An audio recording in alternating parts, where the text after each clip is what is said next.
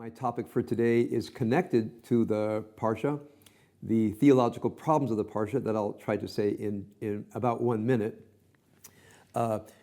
Most people's trouble with the divine is they want to believe in an all-knowing, all-powerful, all-present divine who's also benevolent.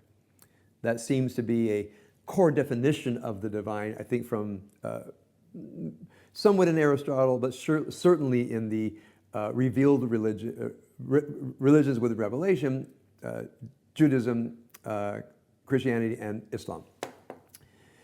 So if there is a God who is omniscient, omnipresent, and omnipotent, and benevolent, how do we have evil? And from my memory in rabbinical school, there's lots of theological contortions that people make that I never bought into. So that's step one. Step two, why not? Well, first of all, even when I was a child and was introduced to theology, it didn't make sense. People's explanation just didn't ring true ever since I was a teenager. I remember when I first announced to some friends that I might go to rabbinical school when I was at Long Beach City College in 1976. I had just gotten out of the military, and I told a friend, and the friend's mother said, "You're going to go to rabbinical school?" I said, "Yeah, I think so." The person said, "Well, how do you account for evil?" And I said, "I haven't even gone to rabbinical school yet. I don't know how to account for evil."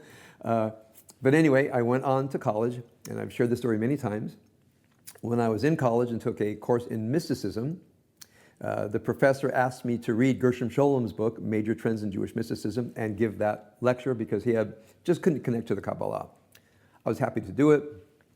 I got to the chapters on Kabbalistic theories of the divine, especially the chapters on Lurianic Kabbalah, that made a fascinating case, a profoundly interesting poetic image, that when the infinite creates the capacity for the universe, which means the infinite has to etch out something within itself to create space for the universe, that space is by definition non-God. Because if we think of a God of infinite density, like a huge piece of granite, it has to create space from within for the universe. Now, into that non-God space, according to what I call the Lurianic myth, the divine projects a light called the Kav or Ein Sof, a line of the light of the infinite. And as it proceeds into the non-God, as it were to bring light into the non-God, the light shatters. So when we think of light, remember, it's either waves or photons. This would be a photon theory of light, that the light breaks apart, and therefore the will of the infinite divine cannot get through to the world of non-God because the light of the divine has been fractured, has been broken. Now remember, it's a myth, it's poetry, but like all poetry, the depth is not in the literal meaning of the words, but in the metaphoric power of the words. Now I remember when I read this, I just was gripped. My hair almost stood out on the back of my neck that I had discovered something profoundly true, although spoken metaphorically and poetically, that whatever power is in the infinite, the power was shattered when it emanated into this realm. The further thing I learned in Kabbalah and in Isaac Luria, as the light breaks apart and falls into the abyss of non-God, is surrounded by congealed non-God called klipot, or shells. That is the lower world. And then with the job of the human being, part of this, and again, it's a poem, so it's not an Aristotelian logic, it's a poem. The human being, as it were, wakes up into this world with this exile light within, sparks, as it were. The sparks are surrounded by this congealed non-God, and the purpose of the life of the human being is to break through the shells, the husks of the congealed non-God, and release a spark back to the divine light so as to reconstitute the divine light. So that is the purpose of life from a Kabbalistic perspective. Why are you here? You are here to break husks and restore the sparks to the divine light so the divine light can be reconstituted. Lurianic Kabbalah very briefly. Now, why was it so powerful to me? Because even at a young age, I was working with my demons, and I understood the world was broken and there were parts of myself that were clearly unfinished. And I felt bad about myself. I felt shame. I felt I was different from everybody else, the things I was struggling with. But then I have an image. When you discover your struggles, when you discover your brokenness, you've discovered your life's work. So whatever you think is wrong with you is actually the discovery of the purpose of your life. Because whatever is wrong, and we're going to put this aside from true medical psychiatric conditions, whatever is wrong, it's not your fault. In a way, you were born with husks surrounding sparks, and your purpose is to break the husks and release the spark.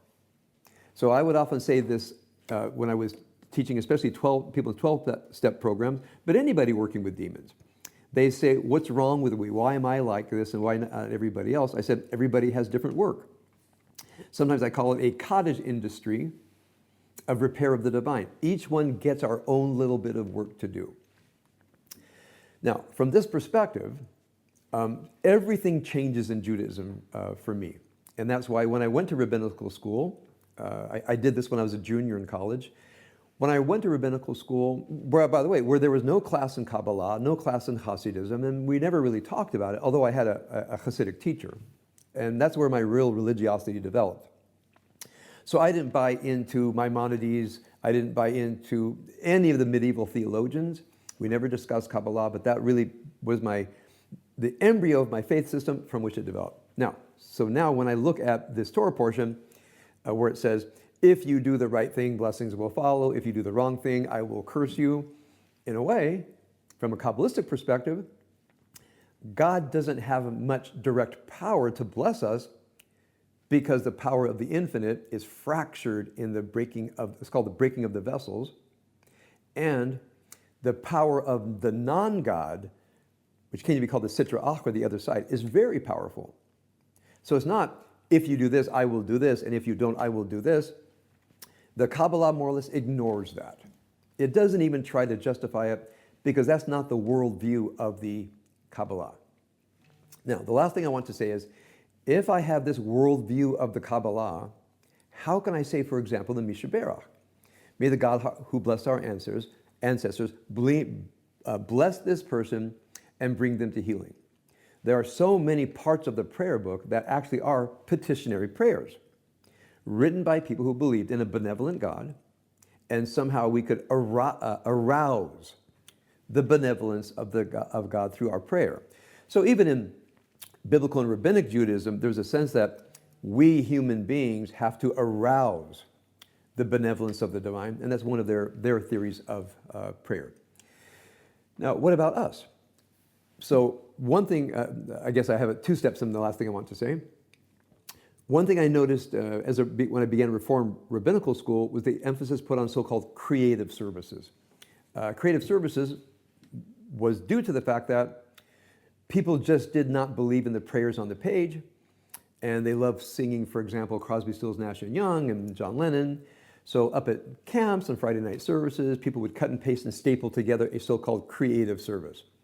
So instead of the Via Havta, they would sing Crosby, Stills, Nash & Young, Teach Your Children. It's a beautiful song.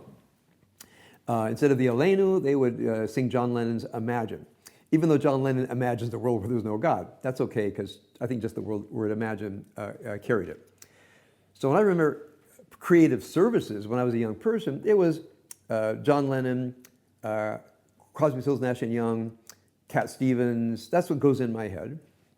And I grew up in a conservative synagogue. I liked davening. I found it comforting. The chanting of the Hebrew, the swaying, as if you go into an enchanted forest. And I didn't like responsive readings because it interfered with my own, personal piety in a public setting.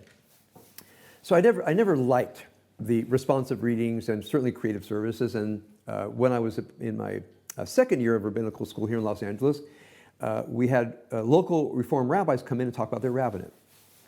And one rabbi said something very, very jarring. He said, "I regret all of the time I spent helping people create so-called creative services." First of all, since they all look the same, they might not be that creative. Creativity is something rare and precious. That's the first thing he said. The second thing he said is, "I wish I would have taught them the poetry of prayer, because teaching the poetry of prayer is facing difficulty." Now, think about how deep that is. When we face difficult things, the will sometimes collapses. One thing I'll be talking about today in detail. Well, it's the same thing with the prayer book. Now, I had the advantage when I was in Jerusalem for a year and my Hebrew was becoming fluent. One thing I did was translate the prayer book for myself. And one thing I discovered was, beyond the theological perspective, these were poetic gems. Because as I translated prayers and looked every prayer up in a concordance and grammar books and so forth, I didn't know it yet, but I was engaging in the Hasidic practice of using each word of the prayer book as a doorway into the soul. So it happened to me because the prayers, inadvertently, I was memorizing the prayers, memorizing the meanings, memorizing the poetry. And I remember one time I just closed my eyes and I was more or less chanting about what I knew, and a door opened up. It wasn't theological. It was only later that I discovered the Baal Shem Tov's theory of prayer, that every word of the prayer book is an opening into angels, worlds, and souls. And when the human being goes in there, it's as if we have a miner's hat and we bring our light in there, and we can illuminate the angels, world, and souls hidden within each word of the prayer book. So when I studied that, it was complete. Now, so when I say traditional prayers, such as the Misha Berach, if I were to translate the Misha Berach for you, it would go on for pages. So what I would rather do is have us say the traditional prayer, but have our own meaning. So let me give you a tiny bit of what happens in me when I hear or chant the Misha Berach. Human suffering, you might say, is the spark inside of the husk. A spark that's suffering great physical pain, is grieving, is lost in life, is hurt, is angry. So that's inevitable husk. But I've seen people work through impending death and radiate goodness. Their fear was gone and they accepted it as their next stage. The fear lifted off of them. I've seen people heal from deep grief, deep anger, deep resentment. So when I think of the Misha Berach, here's what I think. That somehow as a human being, I'm sending energy their way to help their spark break the husk. So although I say, may the God of our answers bring them healing, what I mean is, may the energy I am pushing toward them help them in their work of their repair and the repair of the divine. Now, well, why don't I just rewrite the Misha Berach?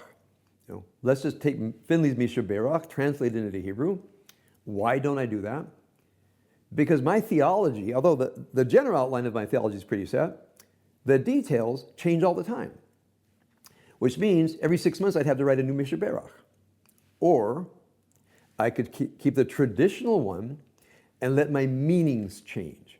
So this is the core of why I engage in the tradition of davening. I don't like to call it prayer because when I say I pray, people think of petitionary prayer. So I like to say I daven, which is from the word divine, divine service. When I say I daven, means I'm going into the language, I'm going into the poetry. There's a deep inner life connection going on there. And I sometimes feel sparks lifting. So what I want to say to all of you, when you look at the prayer book and say, I can't recite this because I don't believe it, I want you to think something different.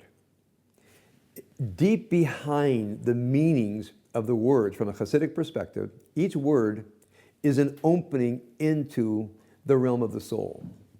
The meaning is constructed from our encountering the word. And also try to imagine, this is from a Hasidic perspective, as you go into the meaning of each word, you are releasing sparks. So they believe that the traditional prayer book has some kind of magical power to it. Now, I don't believe that, but I also don't believe I want to spend a lot of time fixing the traditional prayer book when, for me, it works as poetry to release the sparks within me. So if I don't believe in a providential God, meaning a God who will provide on demand, why do I say words that seem to reflect that? Because the words are a holding pattern for me to go into the depths of my soul. So that's my 10 minutes of Torah for today. If you ever wondered how a person can engage in traditional prayer and not be tripped up by the theology.